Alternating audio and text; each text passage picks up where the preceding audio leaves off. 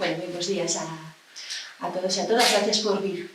Hoxe queríamos informarvos de que a Marea Atlántica vai convocar a Comisión Especial de Pleno destinada ao borde litoral, da que ostentamos a presidencia. E o facemos con tres obxectivos que son fundamentais. O primeiro deles, ante a preocupación que nos está despertando a situación do Porto e o desenvolvemento dos acontecementos a nivel do Estado, creemos que é necesario acadar un posicionamento político de todos os grupos do Concello, da Corporación, de cara a exixirle ao Estado o compromiso que necesitamos na cidade da Coruña para poder disfrutar dun uso público nos peiraos interiores. O segundo obxectivo desta comisión informativa é darlle voz á veciñanza que solicitou en repetidas ocasións poder participar neste proceso de deseño e de evolución dos peiraos interiores por ser unha das maiores transformacións urbanas previstas para a Coruña. E o terceiro obxectivo desta convocatoria da comisión informativa é coñecer os primeiros pasos dese traballo que se está desenvolvendo coa Universidade da Coruña no deseño e planificación precisamente dos usos destes peiraos interiores. Temos que recoñecer que estamos preocupados na Marea Atlántica, botamos en falta o compromiso necesario do Estado para que a autoridade portuaria poda condonar a súa débeda e así poñer os terreos dos peiraos interiores a disposición da cidadanía. Sabemos que é posible, pois está facendo en Valencia, pero ata agora o Estado non amosou a implicación necesaria. E isto o que conduce é a previsión recollida no PEXOM actual, recollida nos convenios de 2004, que é transformar os terreos que vayan quedando desocupados a medida que as industrias se trasladan ao porto de Punta Langosteira, transformalos nunha amalgama de centros comerciais, hotéis, oficinas e vivendas nun modelo urbanístico que nos consideramos que pertence ao pasado, que é caduco, que é anacrónico e que xa amosou as súas consecuencias perniciosas para a cidade. Creemos que o Porto ten que evolucionar para outra cousa, ten que darlle aire e vida aos barrios, ten que incorporar criterios ambientais, ten que contribuir a satisfacer as necesidades da cidade e non ser vendido simplemente para que se despregue o sector inmobiliario e poder saldar a débeda da construción do porto exterior. Un porto exterior, por certo, nos gusta moito lembralo, declarado de interese xeral do Estado, que houbo que sufragar ou que está previsto sufragar vendendo parte da cidade, aínda que a cidade xa foi penalizada con 3 mareas negras que foron precisamente as que deron,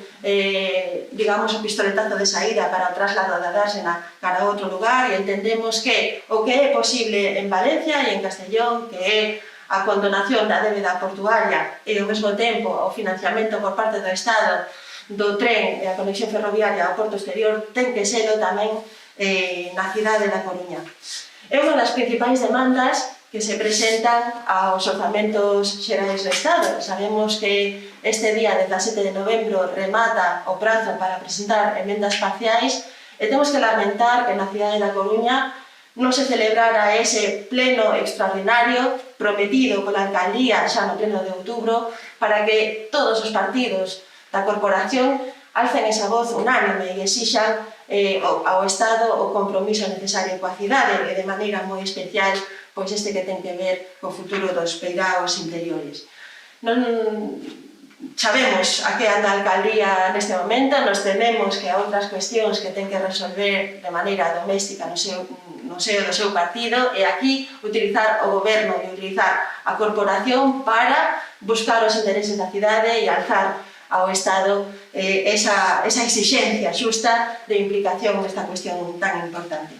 Como ese pleno extraordinario non se celebrou, a Marea Atlántica vai facer chegar as súas emendas aos deputados e deputadas electos por parte da Coruña e vai convocar esta comisión especial de pleno do borde litoral para